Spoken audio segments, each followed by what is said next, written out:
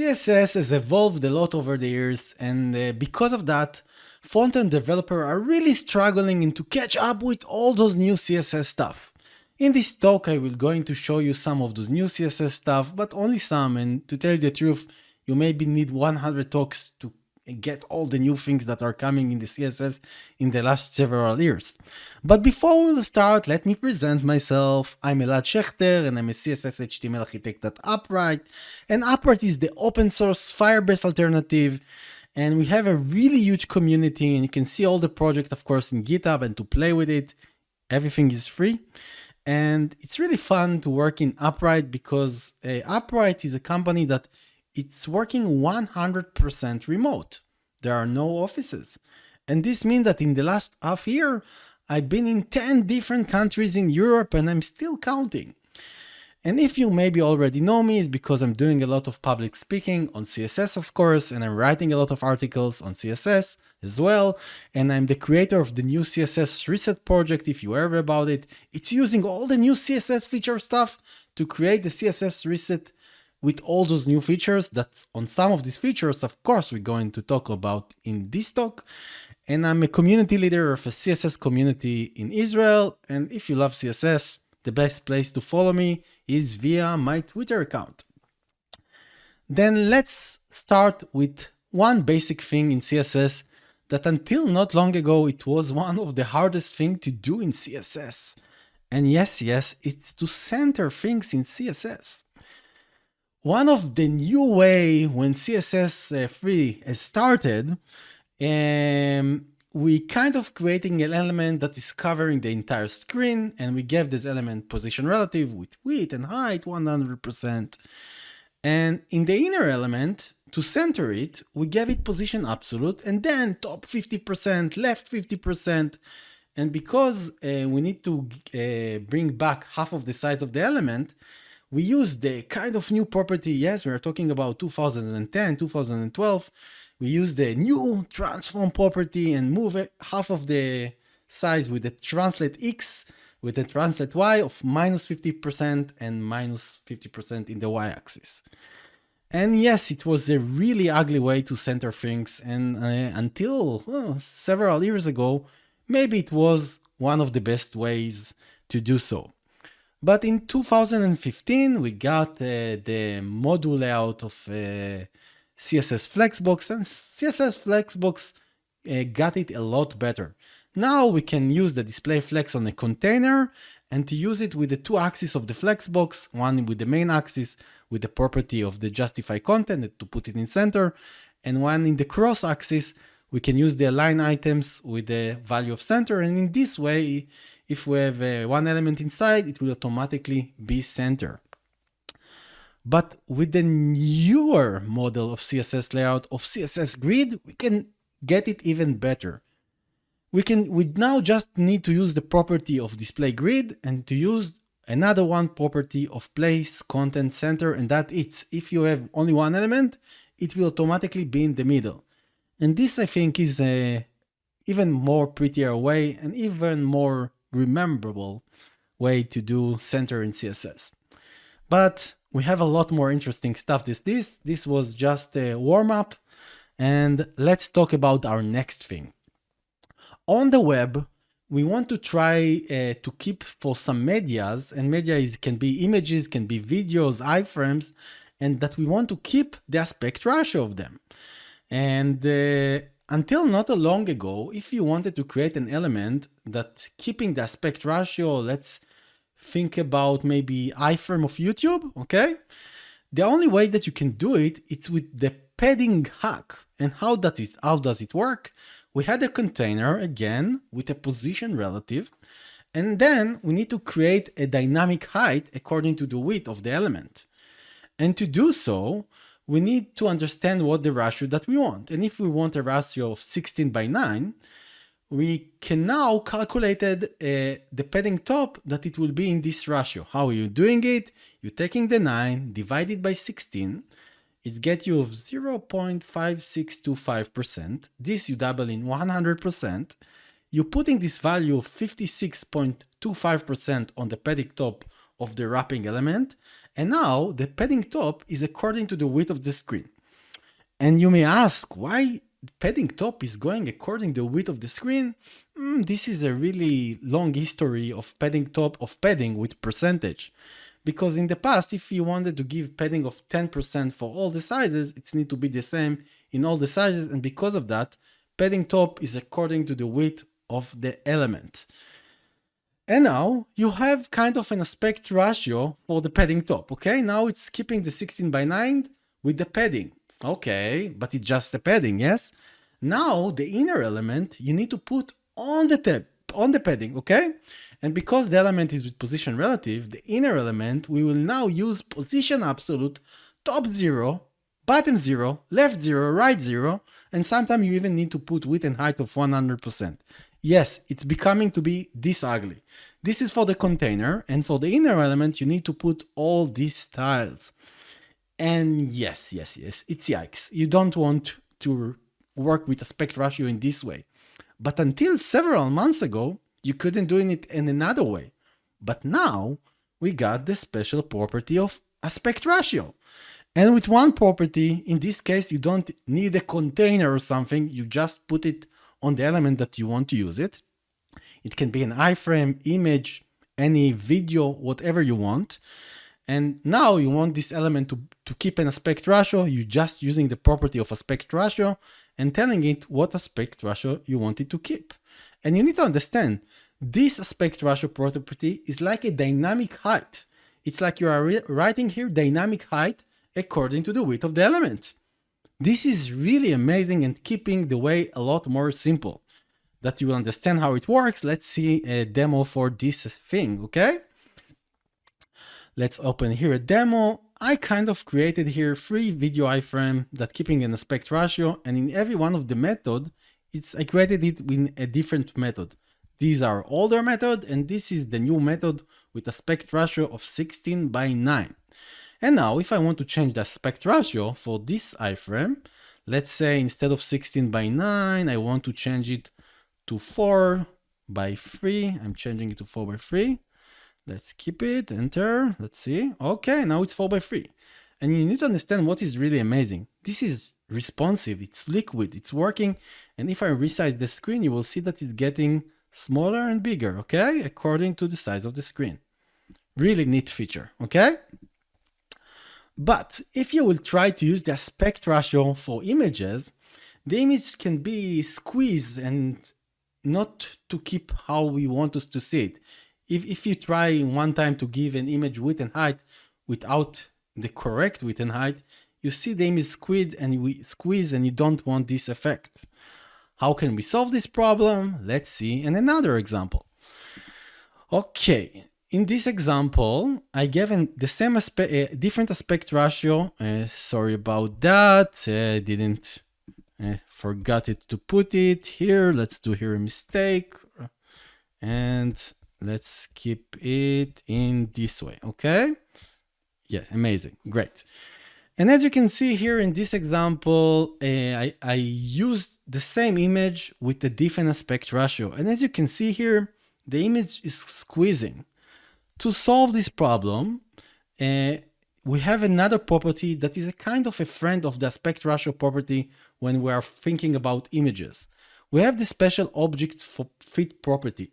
And the object fit can tell the image how to behave if it's being squeezed.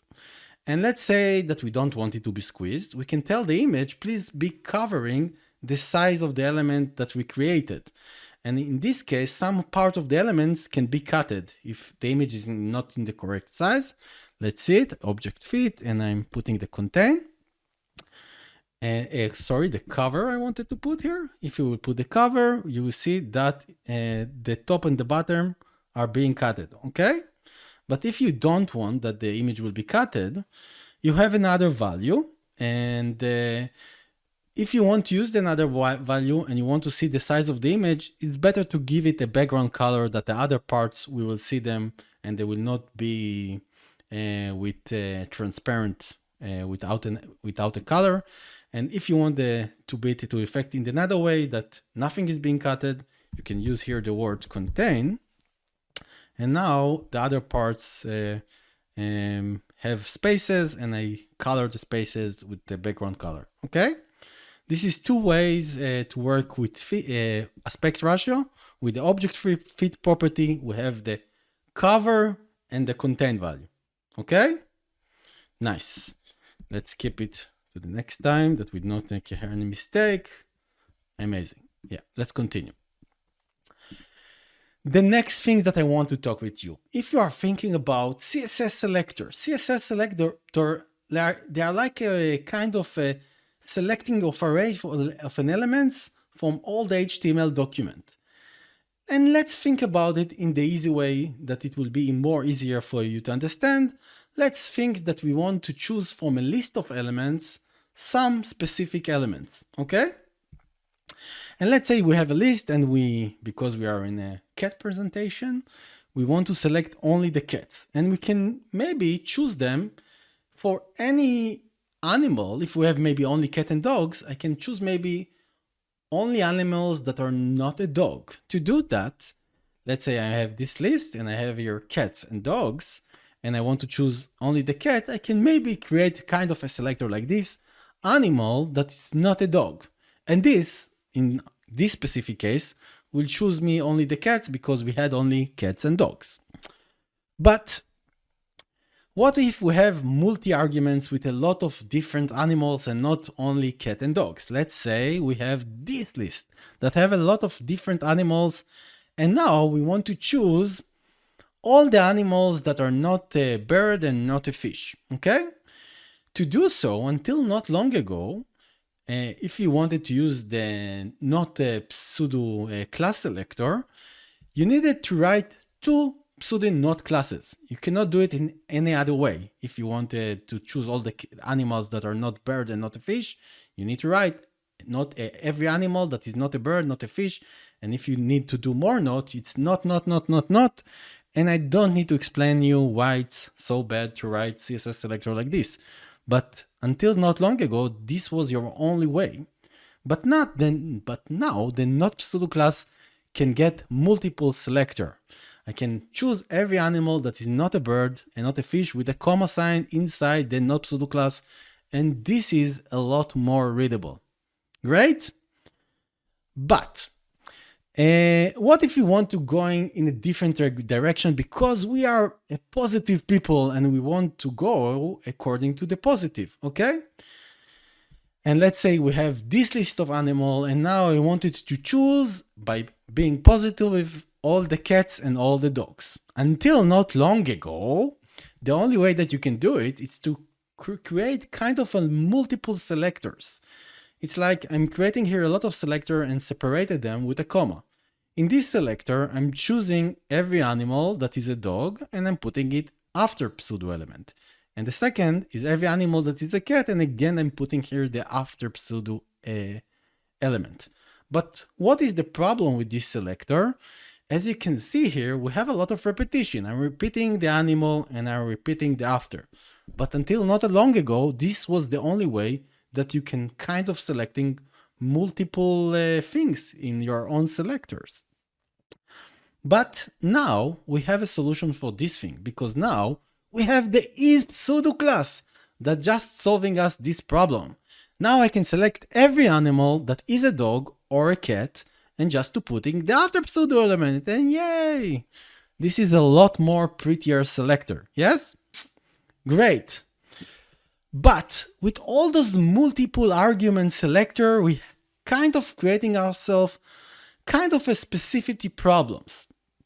And if you don't know what is a CSS specificity, maybe you already heard it, that every part of the selector that we are creating in CSS has its own power. If we are selecting an element like div or span or p element or h1, it has the most less power, yes?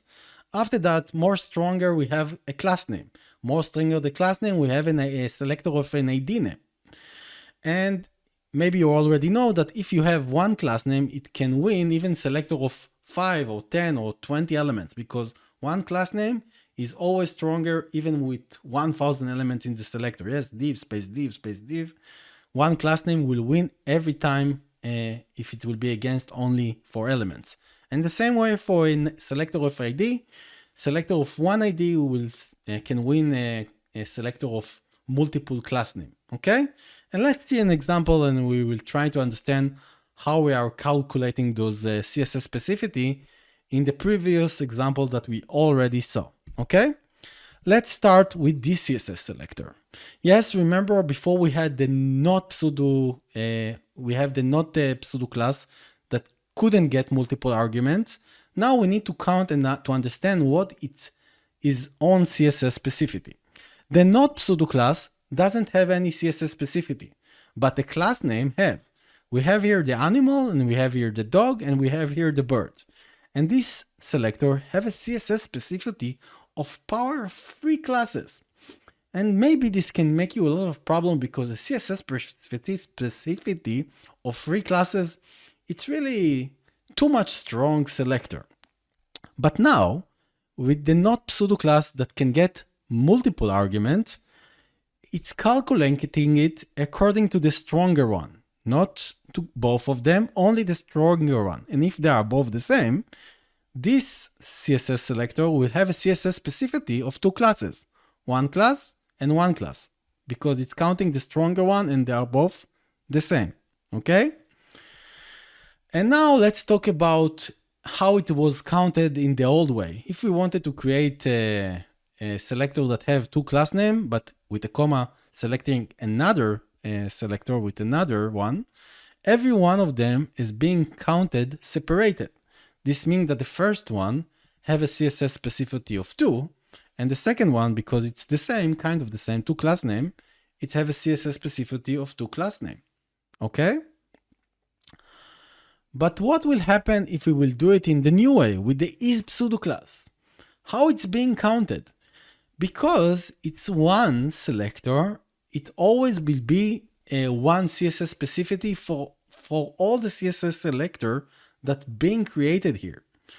And it will take the stronger one. But because they are both the same here, it's here one class and here another class. And the is doesn't being counted, okay? Only the thing is inside. And because they are the same, this is one class name and this is the second class name. And it's again have a CSS specificity of 2, okay? But what will happen if now we have a list and we want to select from the list all the dogs and only the black cat, not all the other cats, only the black cat. In the past, we can write it in this way, okay? Because they are separated here with a comma, every one of them have a different CSS specificity. The first one have a CSS specificity of 2 class name, but the second one has your 1 class and 1 idea. And this is meaning that the second one is have a CSS specificity of 1 ID and 1 class name. And this can be really dangerous if you want to override something in your own CSS. But maybe because it's only for the black cat, it isn't so important. But what if we will now write it with the is pseudo class? How now it's being counted? And as I told you, here in the brackets, what is being counted is the more stronger one. And because the ID is more stronger than class name, it's being counted as 1 idea and 1 class name. And this CSS specificity can make you a lot of problems in your own CSS.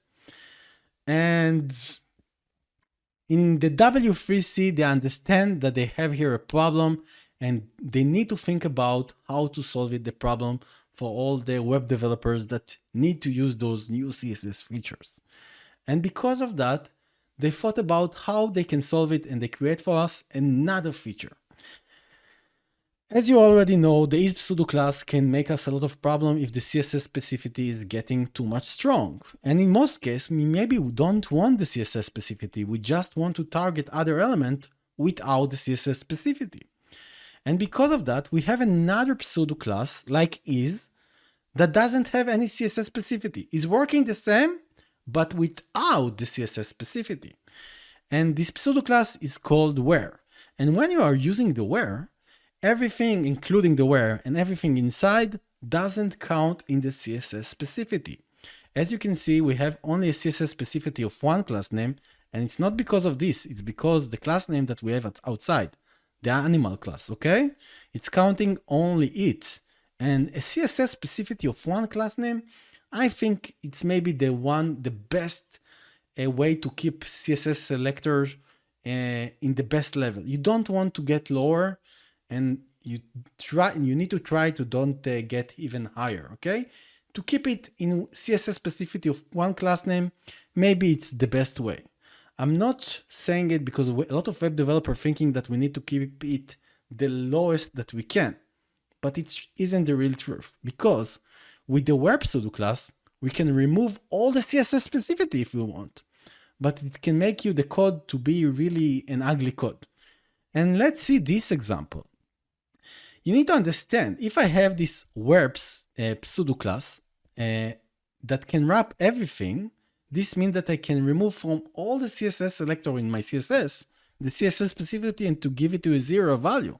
But in this way, I need to put the verb pseudo class for all the selector, and it's making the CSS to be unreadable. And if I want to override something, it will be almost impossible if all of them with where you need to put everything in the end and not in the correct order. Not nice. You don't want to do it. Keep it in a better way. Instead of using maybe complicated CSS like with ease, you can use now the where with one class name outside. You keep in the CSS specificity in a nice way, the best way of one CSS specificity of one class name. And this is, I think, one of the best way to work with those new pseudo classes, okay? And if you don't understand all those CSS specificity calculation and you want to try and to check it and to understand it, you have this CSS specificity calculator. There are more CSS specificity calculator, but they are not making the new is pseudo class, where pseudo class, not pseudo class in the correct way. Only this new one is doing the best job. And in this way, you can try and put your own CSS selector and you will understand better how CSS specificity is working. Okay, nice. And now let's talk about another issue. A lot of web designers want to design input elements like checkboxes, radio buttons. They want to change it, that it won't look like this, it will look like this. And what web developer is doing, they're making a div that only look like a checkbox, or maybe they are wrapping a checkbox with a label element and affecting the element that's coming after. Yikes, yikes, yikes, yikes. Way. But if you didn't know, in the last several years, we can already design native checkbox. We can design them in every way almost that we want. We have the property of all that is existing quite a lot of time, and we have the unset value. The all property, it's like to take all the property, combine all the property in CSS that are exist. And the unset value is telling to the browser to clear all the default style that we have for this specific element. You know, CSS input div have their default style from the browser. It's like a default CSS file that we are loading to the browser. But if you don't want it, you can use the property of all and remove all the default style of the browser of this specific element. And now we cannot see it because we removed all the styles. It will be 0 and 0 pixel. You cannot understand if it's checked or unchecked. You cannot see it and you cannot click on it because it's 0 and 0 pixel. But now you can style it in whatever almost way that you want, okay? Let's see how it really works. Let's see a small code print for this thing. As you can see here, I have here only one checkbox, not any other element. And this is the checkbox, it's designed. How I'm doing it. I added here a style of class checkbox, and here is the style. First, I put it all unset, and then I started to create all the style of this element. And the button inside, how I'm done it, I used here the before pseudo element. This is the element inside. And how it's changing when it's being clicked. When the checkbox is being checked, the before pseudo element is moving with the transform property. Oh, nice. Of course, you can even put over and focus states, disable states, and in this way you can create all the states in every way that you want.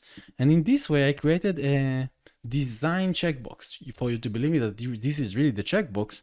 The only thing that I need to do to to show you it is just to delete the styles, and we will see that it's already checkbox. Okay, I'm deleting, and voila, checkbox. And if I will put the style back, you will see the animation of it. Let's see that it's working. Press enter, and nice. Okay. With all those new CSS feature, I created a new GitHub project. It's the new CSS reset, because I understand that most of those features that we already talk here, they were pseudo class. They're not pseudo class. They're all with the unset value and the revert value that we didn't talk. With all this feature, I can kind of creating maybe a new CSS reset that taking all those stuff that we need to think about when we are creating a new CSS reset, maybe in the best way that I saw in that time that I created it. And if this project is interesting to you, this project is in GitHub. It has, I think, almost 1,100 stars, 2,000 loads for a week in NPM. You can read my interview in CSS Tricks, or you can see an article that I wrote about it, and of course to see it in GitHub. And before we finish, my friends, a lot of you may be thinking, what is the browser support for all these features? And I can tell you that all this feature is being supported in all the browsers, the new browser. Yes, not in IE. No one work in IE. If you want to work with IE, I don't understand why you are seeing my talk, because you need to see talks only from 10 years and below. All these features are being supported in all the browsers, all of them. Yes, maybe some of them are being supported only in the last 2 versions, but it's being supported in all the browsers, support all the browsers. And check if those feature is enough support for you. Check it with Can I Use website, but all of them are already being supported in all the browser, all of them, even Samsung, internet, all of them. Okay. Before we finish, my friend, I'm Elad Shechter. I'm a CSS HTML architect. I'm doing a lot of CSS stuff. As I told you, the best way to follow me is via my Twitter account. All the other stuff you can see in my own website. If you want the slide, use your smartphone and QR the slides. And thank you very much for listening.